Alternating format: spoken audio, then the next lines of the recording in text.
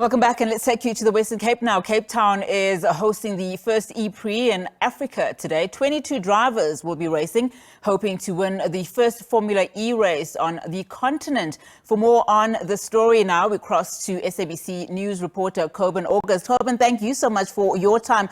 I would imagine the excitement, from the spectators and how everyone is just leveraging, from a tourism perspective on the EPrix. So talk to us about what is currently happening and also, just the mood around today's race and what the expectation is. Yes, well, good day to you and to the viewers. We are actually crossing to you from the pit lane here, right at the inaugural Cape Town EPrix. And as you can see around me, there are all loads of spectators, and right here we can see the cars, and you can sense the excitement and the high energy in the air. And there's plenty of activities going on, and the crowd is very excited for the race that's taking place later this afternoon. Of course, this is the first EPrix on the African continent, and it's being hosted right here in the mother city. But joining us now to talk to us more about the excitement in the city and what this means for the city of Cape Town, we do have the Mayoral Committee Member for Safety and Security, Mr. J.P. Smith. Greetings. Greetings. Thank you for joining us. So perhaps let's just start with today and the EPrix and just what this means for the city. It's huge excitement. Remember, this is the culmination of 5 years' work for the city. People may have heard of this last week or last month or 6 months ago. We've been hacking away at it for 5 years to make it happen. So a huge opportunity, a massive amount of logistics, planning, coordination, and work that had to go into this to make it possible. The processes within the city are really complex to be able to get these kind of roadworks that we had to do the refresh of the precinct. Remember, this precinct has last seen a meaningful refresh with the FIFA 2010 World Cup. So we had to upgrade the precinct a little bit, but a good investment over the next 5 years, because this event is going to be bringing in around about 2 billion rands into our economy, hospitality, transport, all the construction you see, all the security. There's a lot of logistics that go into that. All of that is creating jobs here in our city. Around 500 million rands worth of media coverage.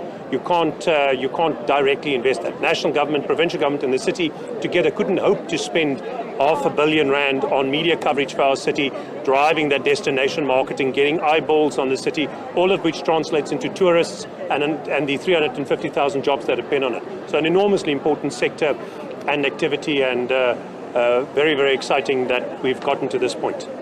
But when people look at the EPrix and when they think about the cars that are taking part in the EPrix, there's charging involved, and some people would say, how does the city justify diverting energy towards the EPrix with the current situation in the country, with the load shedding and the high levels of when we don't have going through an energy crisis? So just what does the city say to that? We have this terrible wild card called load shedding that keeps on bedeviling everything in our economy and is losing us jobs and opportunities every single day, and we're about to move to stage 7 or stage 8.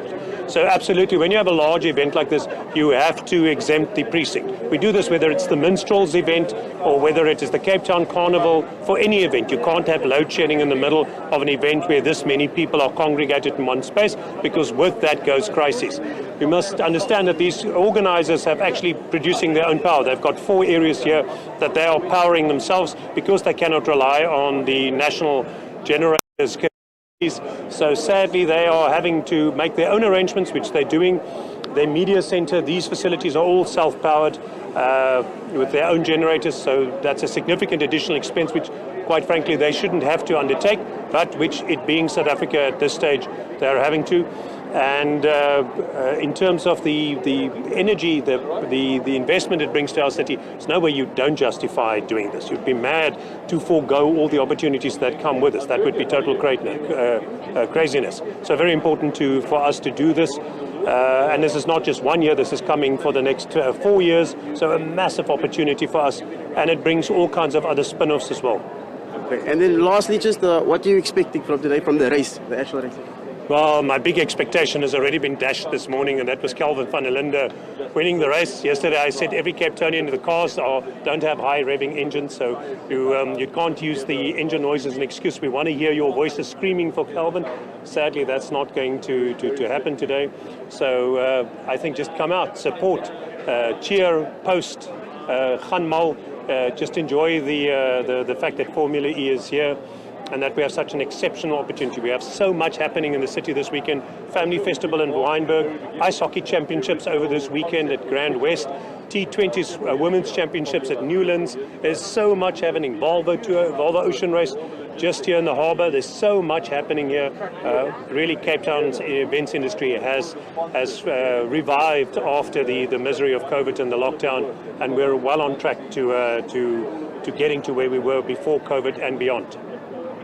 Perfect. Thank you so much for your time. Thank you for talking to us.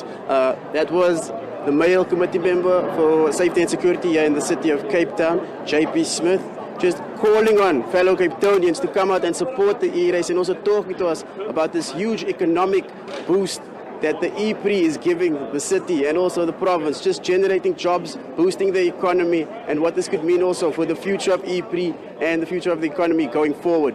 And with that, it's back to you in studio. All right, thank you so much, Corbin. Of course, he's coming to us live there from the EPrix it's the first, of course, in Africa, and that's been held today. 22 drivers will be racing, hoping to win the first Formula E race in the continent.